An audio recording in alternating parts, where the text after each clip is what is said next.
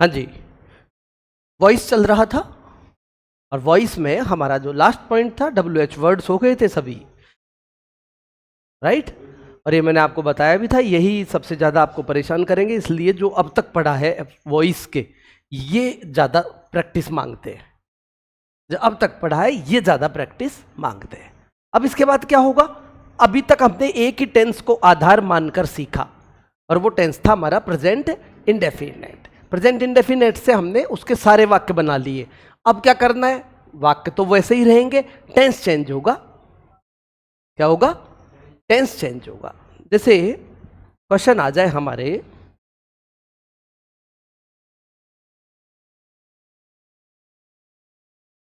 I played cricket. I played cricket, तो simple sentence है और टेंस कौन सा है, पास्ट इंडेफिनेट। टेबल याद करनी पड़ेगी, बिना याद करे कोई जवाब नहीं लगेगा, गलत लगेंगे, याद करनी पड़े। और वो चीज़ मुझे पता है, बहुत समय लेकर याद करोगे तुम लोग। टेंस की टेबल केवल एक को याद है उनको, तेरे को भी याद हो गई, वेरी गुड। दो और क्या, थर्ड ही है, एंड टेम्पर। हाँ मतलब क्रिकेट की पिच पर जाकर ही वहीं बांधेगा पैड वैड। आई प्लेड क्रिकेट, मैंने क्रिकेट खेला या मैं क्रिकेट खेलता था, एक ही बात है। पास्ट इंडेफिनेट को पैसिव करेंगे तो वो मैं कर लूंगा, बस मेन चीज वाज वर्ब प्लस वर्ब की थर्ड फॉर्म, ये है, ये जवाब है। जो पूछे वही जवाब आना चाहिए। तो अब क्रिकेट से शुरू करेंगे, सब्जेक्ट का ऑब्जेक्ट, ऑब्जेक्ट का सब्जेक्ट, तो क्रिकेट वॉज प्लेड बाय मी। बात समझ में आ गई, ये पैसिव, ये एक्टिव, ये पैसिव, क्लियर। अब और भी अच्छी चीजें क्या सीखने की है, जैसे अभी मैं कह दूं कि मैं क्रिकेट खेलता था, तो ये तो बनेगा ही एक्टिव में। मैं क्रिकेट खेलता था, ये लाइन की अगर हमको इंग्लिश बनानी है तो वो एक्टिव ही है, कभी पैसिव बनेगी नहीं इस लाइन की। लेकिन अगर यही वाक्य क्रिकेट से शुरू करके बनाएंगे तो पैसिव ही बनेगा, एक्टिव नहीं होगा, क्योंकि तभी तो हम कहेंगे क्रिकेट खेली जाती है। अब आप ये थोड़ी कहेंगे कि क्रिकेट खेलता है मुझको ऐसे। अब ये इतना दिमाग हो हमारा कि लाइन शुरू ही किससे हो रही है और तुरंत सेंटेंस बन जाए। ये एक ब्रेन लगाना पड़ेगा, एक अलग तरीके का, कोई नियम नहीं है इसका कि तुमको नोट डाल के लिखा दिया। ब्रेन का सिस्टम है। जैसे बच्चे फूल तोड़ते हैं, एक्टिव ही बनेगा, और अगर फूल से वाक्य बनाए तो पैसिव भी बनेगा, क्योंकि फूल तोड़े जाते हैं। ऐसा ही तो बोलोगे तो पैसिव ही बनेगा। बोलो क्लियर हो गई। राजा महाराजाओं के बीच में बड़ी बड़ी लड़ाइयां होती थी, एक्टिव है, एक्टिव है। अब किसी के द्वारा थोड़ी लग रहा है, तो कहने का मतलब होगा अगर किसी भी वाक्य में किसी के द्वारा लग जाए तो वो पैसिव बनेगा। जैसे फूल तोड़े जाते हैं, पीछे लगा लो, तुरंत बोलो मन में किसी के द्वारा, पैसिव बना दिया इतनी देर में। तो यहां से चलेंगे, यहां से। अभी कोई आपसे पूछे क्या तुमने होमवर्क कर लिया, एक्टिव है पैसिव है, एक्टिव है। क्या होमवर्क कर लिया गया, ये पैसिव है। अब कोई ये थोड़ी कहेगा कि तुम्हारे द्वारा। अभी आकर आपसे कोई पूछे तो वो यही कहेगा कि भाई क्या होमवर्क कर लिया गया। अब यूं थोड़ी कहेगा कि क्या होमवर्क कर लिया गया तुम्हारे द्वारा। तो जो तुम्हारे द्वारा पीछे जो लग रहा है ये ऑप्शनल है, ऑप्शनल है। ये आए तो आए, नहीं तो नहीं है। बड़ी बड़ी लड़ाइयां लड़ी गई, एक्टिव है पैसिव है, पैसिव है। बड़ी बड़ी लड़ाइयां गई किसी के, ऐसे ऐसे। अब आ गई समझ में। अच्छा, पुलिस वाले जो कि ड्यूटी पर थे, पकड़े गए या ने पकड़ा। पुलिस वाले जो कि ड्यूटी पर थे, वो पकड़े गए या उन्होंने पकड़ा? पुलिस वाले थोड़ी पकड़े गए, नहीं पकड़ा, एक्टिव बनेगा। और अभी मैं कह दूं कि चोर जो कि गलियों में घूम रहे थे पकड़े गए पुलिस के द्वारा, किसी के द्वारा, पैसिव बन गया। ये प्रैक्टिस करोगे घर, ये कलम दूर रख के, किताब कॉपी बंद, शांत चित्त होकर मन में कि मैं कैसे बोलूं किसी बात को। हिंदी में बोल गए तो इंग्लिश में फटाफट बोल जाओगे। क्लियर हो गई बात? ये प्रैक्टिस की बात। एक दिन प्रैक्टिस करोगे, पूरी लाइफ के लिए मैटर तैयार कर रहे हो। एक दिन भी अभ्यास नहीं कर रहे तो पूरी लाइफ में दुखी हो। हर दिन यही समस्याएं आएंगी पढ़ाई की, और हम सोचते रहते हैं यार ये याद नहीं हो रहा, ये नहीं हो रहा, ये नहीं हो रहा। अरे बैठ के कभी शांति से आप उस चीज पर गौर करेंगे तो वो चीज परमानेंट आएगी इस तरह। ऐसे है ना? अच्छा जी, तो ये समझ में आ गया। जैसे अभी आ जाए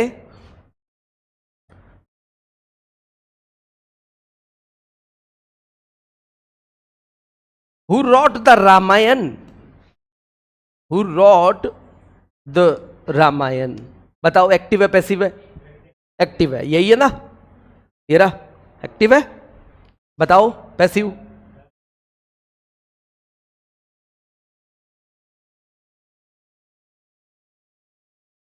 तुमने तो कर दिया। अच्छा भाई हूं, और यह पूरा क्वेश्चन गलत हो रहा था। अच्छे से काम नहीं चलेगा, काम करना पड़ेगा। हु का बाई हुम होगा, और यहां पर वाजवर, क्योंकि सेकंड फॉर्म है तो वाजवर पहले आएगा, और फिर उसके बाद सब्जेक्ट आएगा कौन? द रामायण। अब द रामायण के अनुसार क्या आया? रामायण, रामायण। हाँ, तो by whom was the Ramayan written?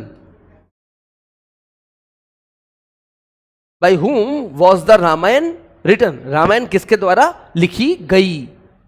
Who wrote the Ramayan? Ramayan किसने लिखी? रामायण किसके द्वारा लिखी गई? बोलो हो गया क्या पैसिव? एक और तरीका, और वाला, अथवा वाला। प्रैक्टिस करोगे सब कुछ आ जाएगा। समय तो देना पड़ेगा, और दिमाग भी दुगना तिगना लगाओ, ताकि इस समस्या को खत्म करके रख दो। और अभी तो ये पहला टॉपिक है, सारे टॉपिक ही ऐसे हैं, सब प्रैक्टिकल लाइफ पर है, तो देख लो मेहनत करनी ही पड़ेगी, कोई इलाज नहीं है। हाँ, तो हम इसको हु से शुरू करेंगे। फिर who was the Ramayan, who was the Ramayan written? Very good, written by. मैंने क्या नियम सिखाया था? WH और हाउ वर्ड्स के साथ कभी कोई प्रपोजिशन नहीं आता, इसलिए हम प्रपोजिशन अगर उसके साथ लगाना चाहें, यानी कि अब ये बाई हु है, ये तो ये बाई जो आया है लास्ट में किसके लिए आया है? हु के लिए। बाई हु है ये, लेकिन नियम कहता है कि बाई हु प्रैक्टिकली नहीं होता। बाई व्हाट, बाई विच, ये प्रैक्टिकली WH और हाउ के साथ प्रपोजिशन नहीं लगेंगे। तो फिर क्या करेंगे हम? जिसको लगाना उसको लास्ट में लिख देंगे। समझ में आ गई बात? ये हार्ड लेवल है, ये कठिन लेवल है। SSC CGL में क्वेश्चन आए हैं, 2-3 बार आ चुके हैं इस तरह के क्वेश्चन। अच्छा, ये आपको क्लियर हो गया। तो ये टेंस का सिस्टम समझ गए कि टेंस ऐसे हमको चेंज करने होंगे। अब नेक्स्ट आ जाते हैं हमारे, देखिए नेक्स्ट रूल आ जाएंगे।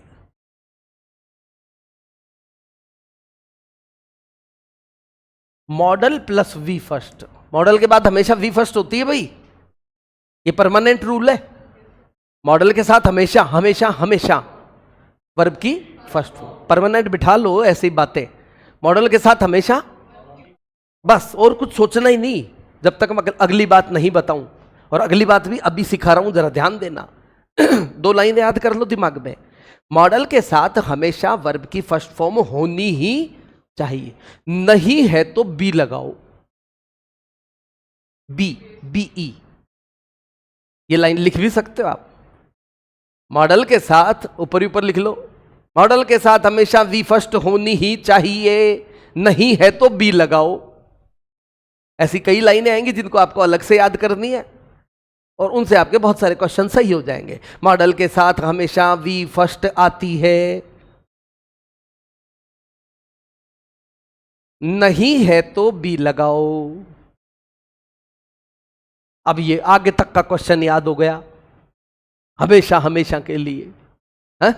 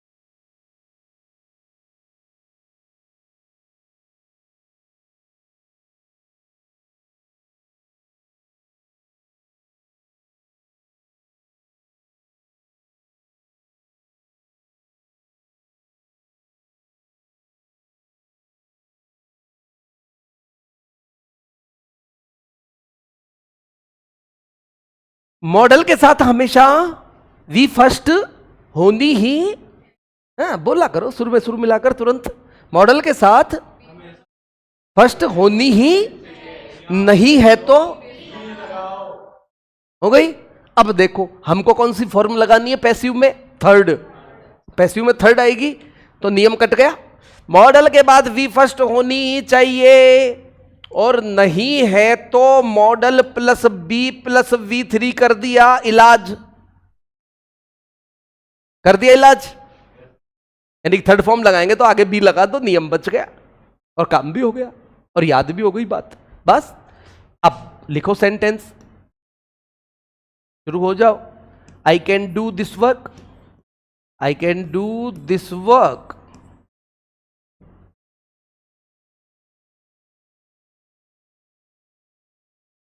I can do this work.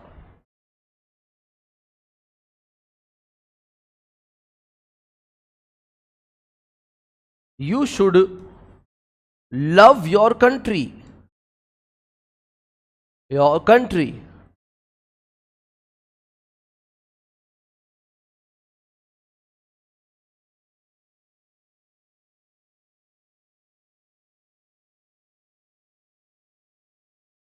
वही अपने 3 नियम लगाने, सब्जेक्ट को ऑब्जेक्ट करना, ऑब्जेक्ट का सब्जेक्ट करना और वर्ब की थर्ड फॉर्म।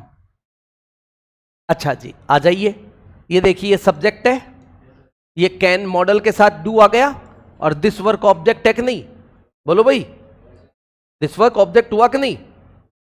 अच्छा जी देखें तो किससे शुरू करेंगे अपन, दिस वर्क कैन, मॉडल आ गया ना, मॉडल ही आएगा और कोई साइक्रिया नहीं आएगी, है ना, मॉडल तो मॉडल में ही उतरेगा। Can be done, do did done, do did done, do means करना,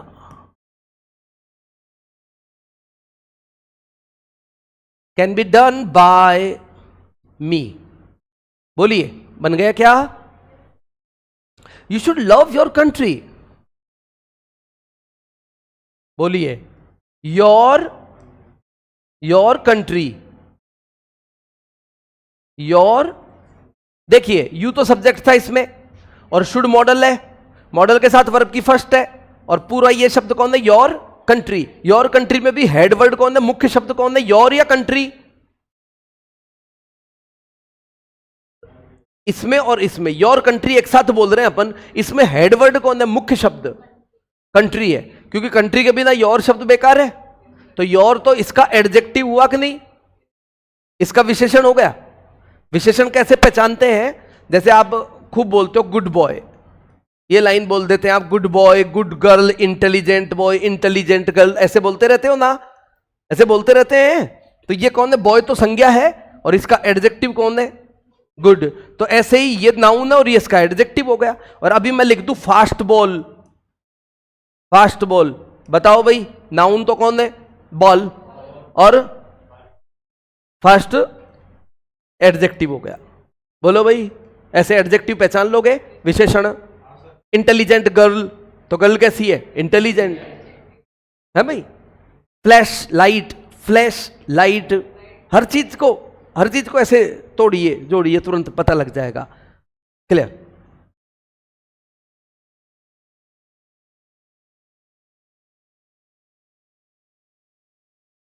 योर कंट्री तो एक साथ आ गया कि नहीं? और ये सब्जेक्ट हो गया शुड। शुड बी, सबको जवाब देना है, बोलना तो सबको है। Should be loved by you. Oh sorry, full stop. ये हो गया, समझ में भी आ गई? अब बिल्कुल इजी है, जो मैंने बता दिया, जो मैं बोलूं वो बात मान लिया करो। जो आज से पहले अभी मैंने पढ़ाया है शुरुआत में, वो सारे आपको बार बार प्रैक्टिस करनी है। ये तो पढ़ भी लोगे तो उससे भी क्लियर है, उनकी तो बनाकर प्रैक्टिस करनी पड़ेगी। WH वालों में उनमें एरो वगैरह सब लगाना पड़ेगा बार बार, क्योंकि इसमें क्या है, मॉडल तो मॉडल के रूप में आ जाता है, बस आपने इतना करता है कि बी लगा देना है, बाकी सब्जेक्ट को ऑब्जेक्ट, ऑब्जेक्ट को सब्जेक्ट, वर्ब की थर्ड करती है। अच्छा, अर्थ देख लो, I can do this work, मैं और यह कार्य है, सुनना, मैं इस कार्य को कर सकता हूं। क्या अर्थ हुआ? मैं इस कार्य को कर सकता हूं।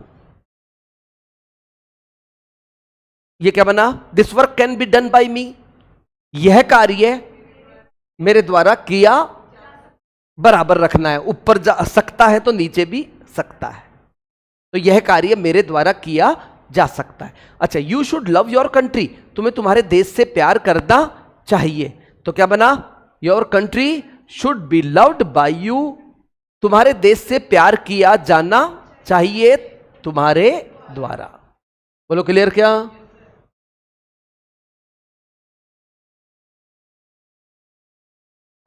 अच्छा, यहीं पर एक और क्वेश्चन सीखे, अगर आप इसको क्वेश्चन फॉर्मेट में हो तो, जैसे अभी आ जाए, शुड यू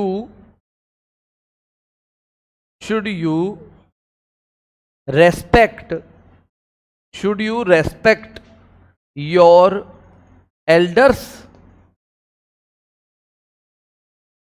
ये तो प्रश्नवाचक बन गया ना, बन गया प्रश्नवाचक। ये फर्स्ट नंबर का क्वेश्चन, ये सेकंड नंबर का, और ये वाला थर्ड नंबर का। थर्ड नंबर के क्वेश्चन में क्या लिखा हमने? शुड से शुरू कर दिया, यानी प्रश्न बना दिया, और ये कहता है कि should you respect your elders, क्या तुम्हें तुम्हारे बड़ों का सम्मान करना चाहिए। तो हिंदी में क्या बनेगा इसका passive?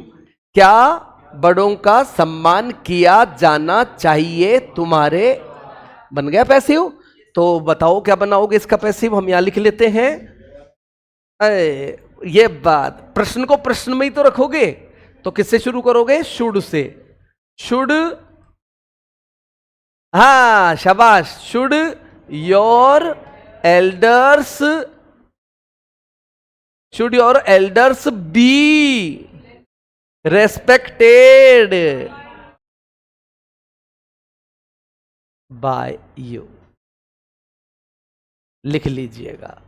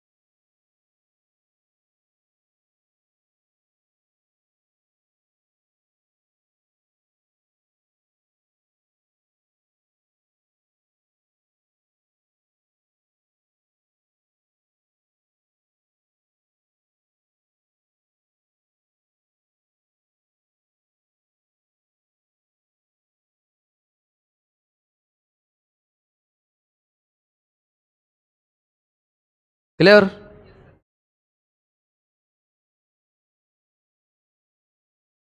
Next rule, 2+v first हो,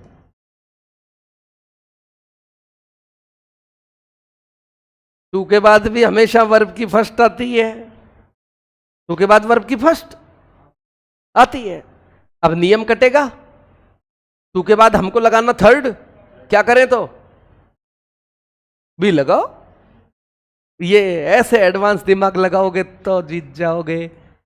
2+b+v third, that is the passive.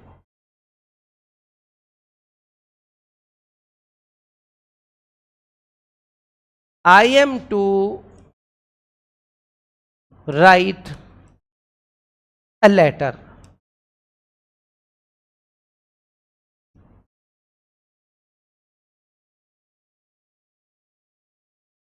She is to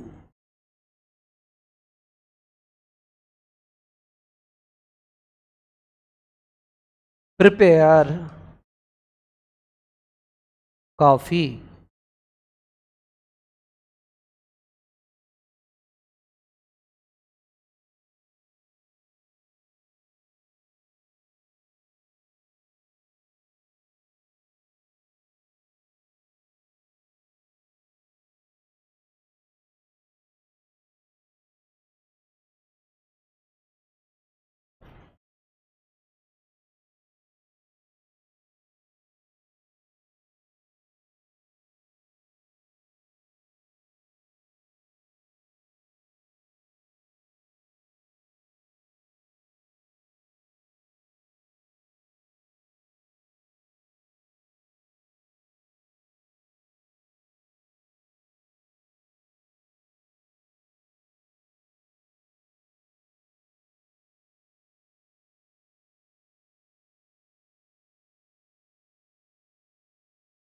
बनाया, बोलिए ये बात। ए लेटर,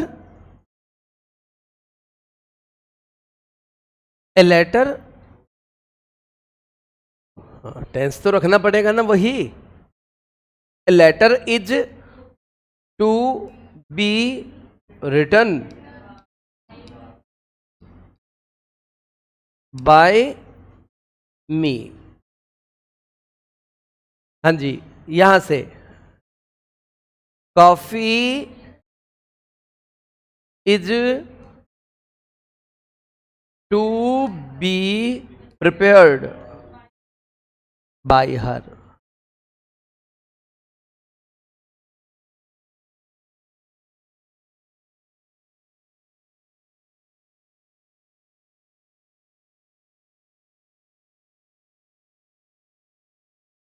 इसकी तो हिंदी लिखनी पड़ेगी सभी को,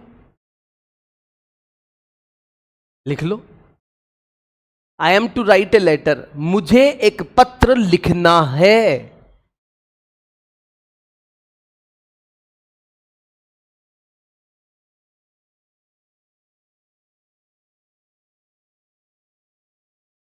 आपके जो राजस्थान में दो परीक्षा होती है, एलडीसी और सीईटी, दोनों परीक्षाओं में हिंदी से इंग्लिश और इंग्लिश से हिंदी के 5-5 प्रश्न आते हैं, जिसमें ऐसी लाइन देगा वो कि I am to write a letter, और इसकी हिंदी देगा नीचे 4 ऑप्शन में और कहेगा कि इसकी हिंदी क्या है। अब आप सोच लीजिए कि कैसी कैसी चीजें पूछ ली जाती है। अब यूज तो हम कर लेते हैं, लेकिन वास्तविक हिंदी पता नहीं है क्या है। अब पता लग गया क्या अर्थ हुआ इसका, मुझे एक पत्र लिखना है। अब इसकी बताओ, a letter is to be written by me, एक पत्र लिखा जाना है मेरे द्वारा, एक पत्र लिखा जाना है मेरे द्वारा। लिख लो, इसकी भी एक लिख लो फिर क्लियर। क्या आपको इसमें बाध्यता नजर आई? बाध्यता ही तो हुई ना यार, अभी तो मुझे एक पत्र लिखना है। I don't want to write but I am to write. समझ में आ गई होगी बात? बाध्यता है, ऑब्लिगेशन है, बाध्य कर रहा है कोई। अरे यार खाना बनाना है, अभी तो पढ़ना है, बोलते हैं ना आप, अरे पढ़ना है, इसका मतलब चाहते नहीं, करना है लेकिन। She is to prepare coffee, उसे कॉफी तैयार करनी है और कॉफी तैयार की जानी है उसके द्वारा।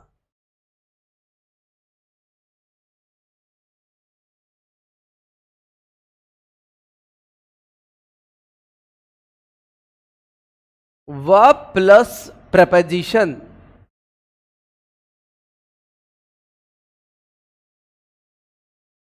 वर्ब प्लस प्रपोजिशन, तो वर्ब, ये नेक्स्ट रूल है हमारा।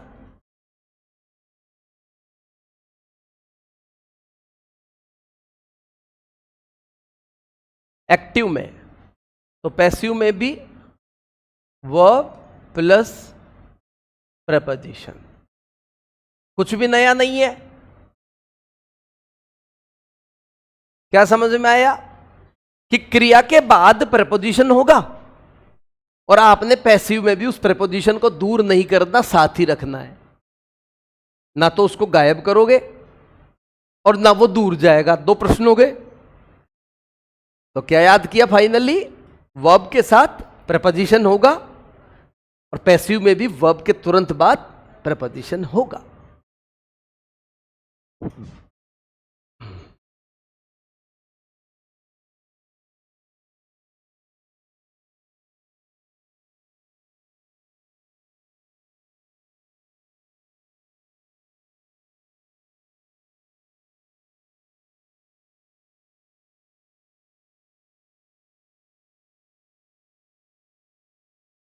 I did not wonder at my success.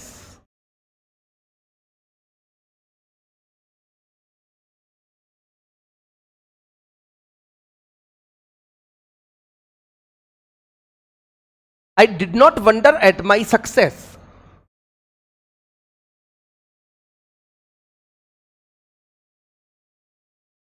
A car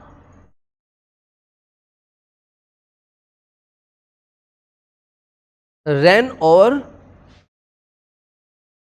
a child.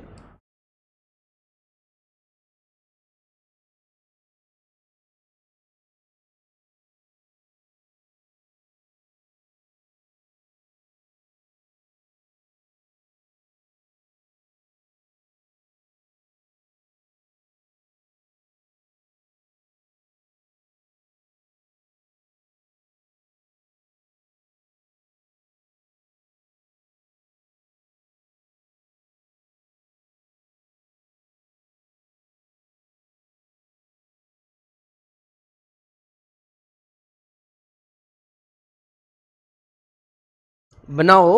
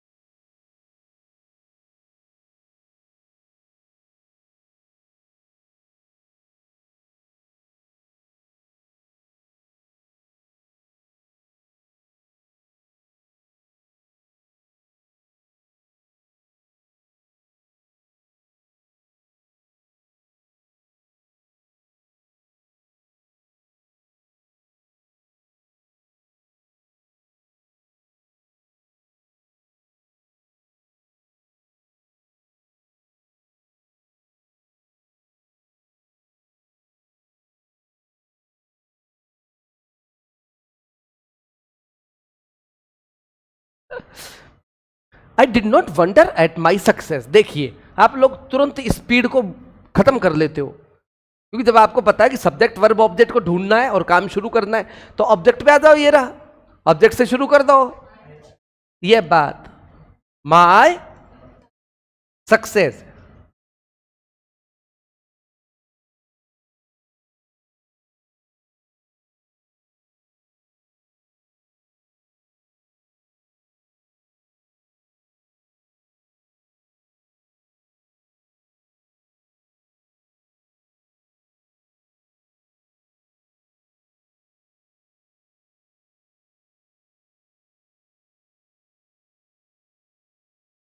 Past indefinite was word third में चेंज होगा।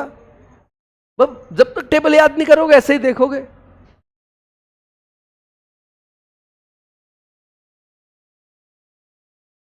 Was not wondered, wondered at, असली नियम तो ये है, नियम ही यही था, वर्ब के बाद प्रपोजिशन और वर्ब के बाद साथ ही रहेगा। वंडर्ड एट बाय मी। नई चीज क्या मिली सीखने को कि दो प्रपोजिशन एक साथ आ सकते हैं कि नहीं? आ सकते हैं ना। अरे दो प्रपोजिशन एक साथ आ सकते हैं, आ रहे हैं, ये वर्ब के साथ और ये ऑब्जेक्ट के साथ।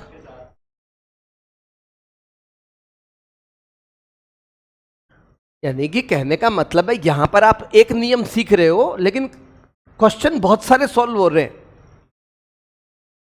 कल को ऐसा क्वेश्चन देकर आपसे फिल इन द ब्लैंक्स में प्रपोजिशन भरवा ले तो टॉपिक तो प्रपोजिशन होगा, हो गया ना वो, लेकिन नियम तो ये लगा कि नहीं, आपस में नियम जुड़ रहे हैं, सब बातें जुड़ रही हैं।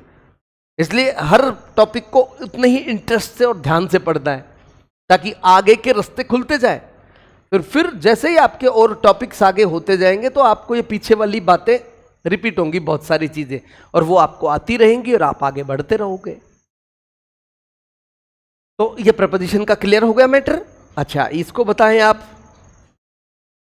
अ चाइल्ड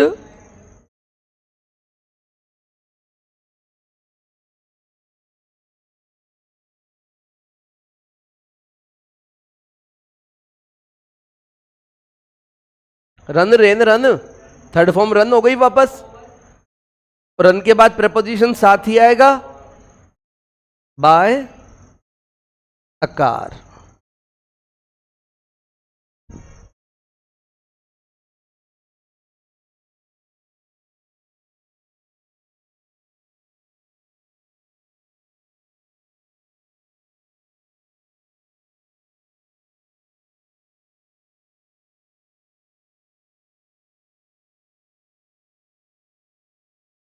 हाँ जी, अर्थ देख लो।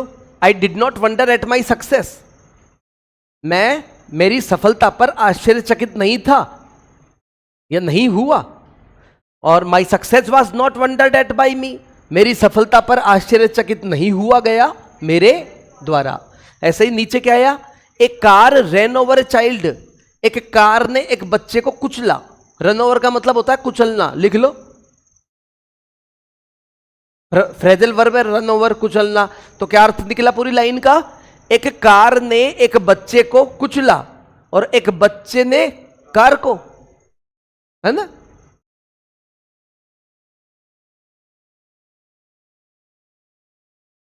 वेरी गुड, वहां तो मिला दिया सुर। एक बच्चे ने कुचला बोले कार को।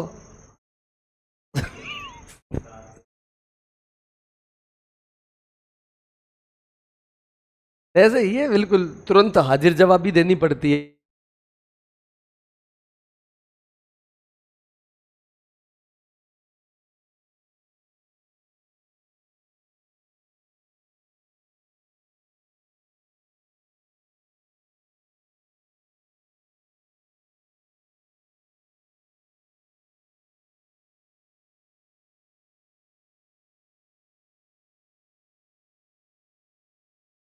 Clear, next.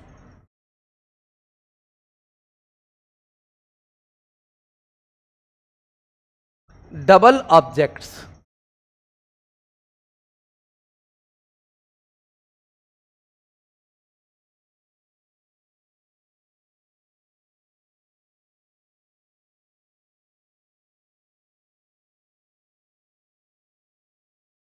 पैसिव किसी भी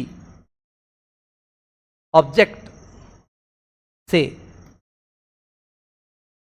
पैसिव किसी भी ऑब्जेक्ट से बनाया जा सकता है।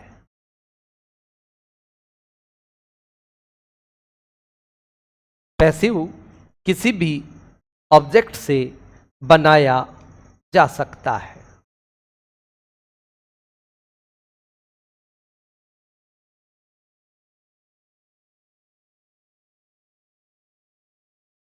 किंतु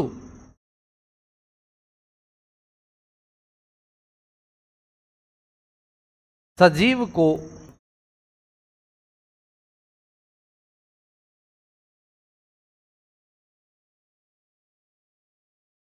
प्राथमिकता देते हैं।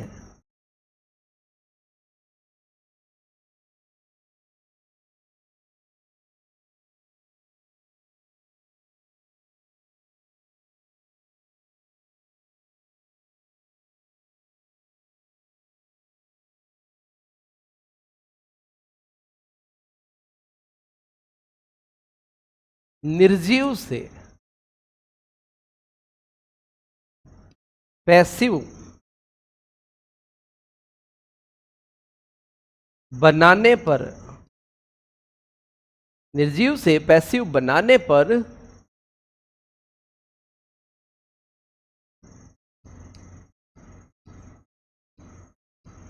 सजीव के पूर्व, निर्जीव से पैसिव बनाने पर सजीव के पूर्व टू लगाते हैं।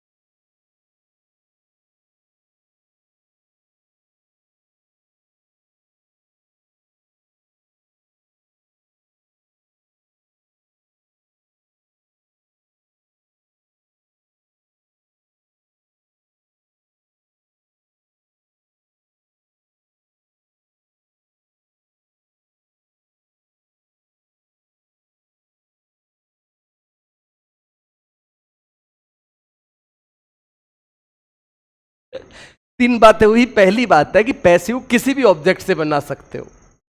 दूसरी बात, सजीव से और निर्जीव से दोनों ही दे दे अगर एक ही क्वेश्चन में, तो कौन सा सही है? सजीव वाला। कौन सा सही है? आ चुका है। दोनों ही ऑप्शन दे दिए हैं परीक्षा में। दो सही आंसर दिख रहे हैं किसी ऑप्शन में तो गड़बड़ाएगा नहीं बच्चा। लेकिन नियम अगर पता है तो आप अपने रूल से चलिए। और नियम क्या कहता है? सजीव से भी बना सकते हो, निर्जीव से भी बना सकते हो, लेकिन दोनों ही बना दिए तो सही कौन है ज्यादा? बिल्कुल ठीक।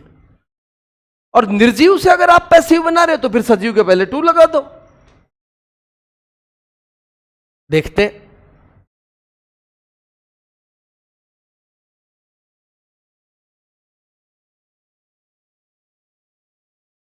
मिस्टर शर्मा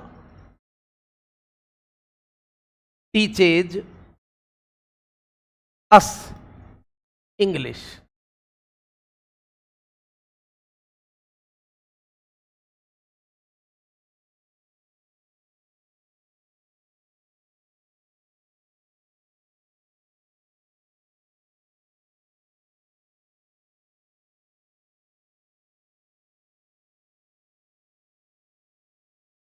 हाँ जी, देखिए इस टीचेज से क्वेश्चन किया, व्हाट टीचेज, व्हाट टीचेज, तो डायरेक्ट ऑब्जेक्ट हो गया क्या ये? ठीक है ना? कैसा हो गया ये? और इससे किया हुम, हुम टीचेज किसको पढ़ाते हैं? अस, हमको, तो ये कौन हो गया? Indirect object. ये मैं पहले भी परिचय करा चुका हूं आपको। एक डायरेक्ट ऑब्जेक्ट और एक, अब डायरेक्ट ऑब्जेक्ट निर्जीव है और इनडायरेक्ट सजीव है, दोनों से ही बना सकते हैं हम। तो पहले हम सजीव से ही बनाते हैं। अस का क्या हो गया? वी। टेंस कौन सा? प्रेजेंट। तो we are taught, we are taught English by Mister Sharma.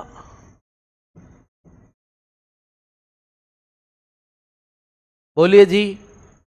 एक और, अब किससे बनाए हम? इंग्लिश से। बोलिए, बोलो। अरे दांत तोड़ दूं मैं? हाँ सर।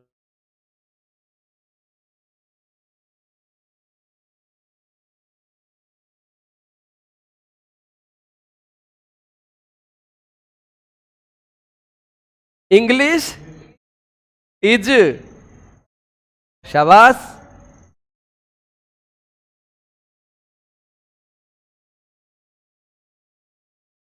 बताया भी नियम, टू लगाना है। English is taught to us by Mister Sharma.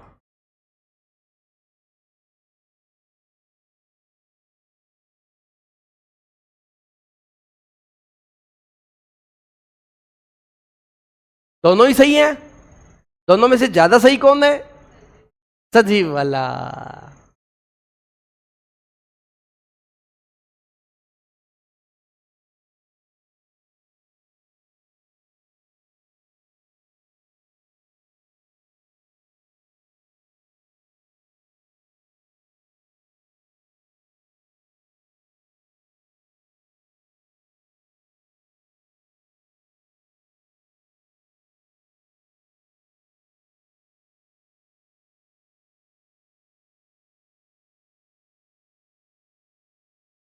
He gave me a book, he gave me a book.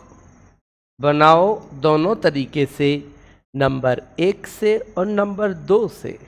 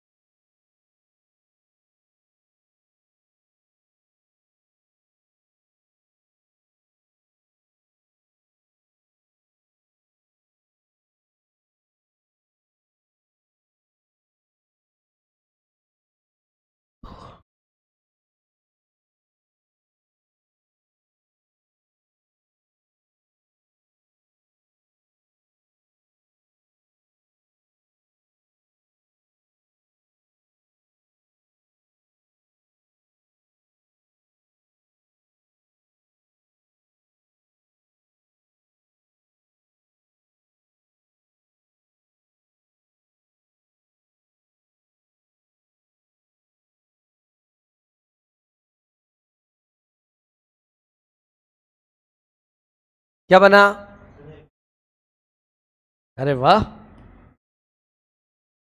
बना भाई, बना।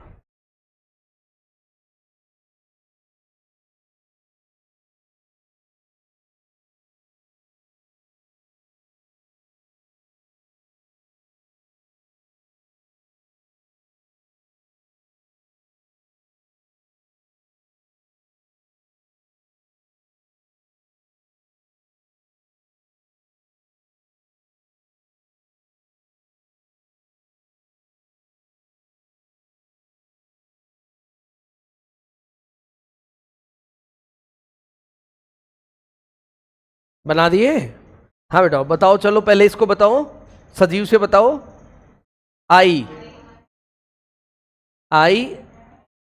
गेव वॉज, सेकेंड फॉर्म है ना, I was given a book by him. दूसरा तरीका, अ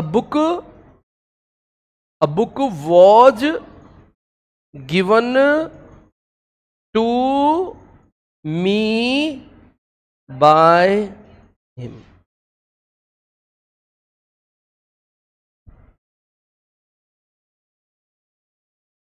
क्लियर? ओके आज के लिए। आज मैंने आपको 4 रूल्स पढ़ाए हैं, बस साथ के साथ तैयार किया। आज 4 आज के तैयार। कल हम पढ़ेंगे इंपेरेटिव सेंटेंसेज। ठीक है? Okay, have a nice day.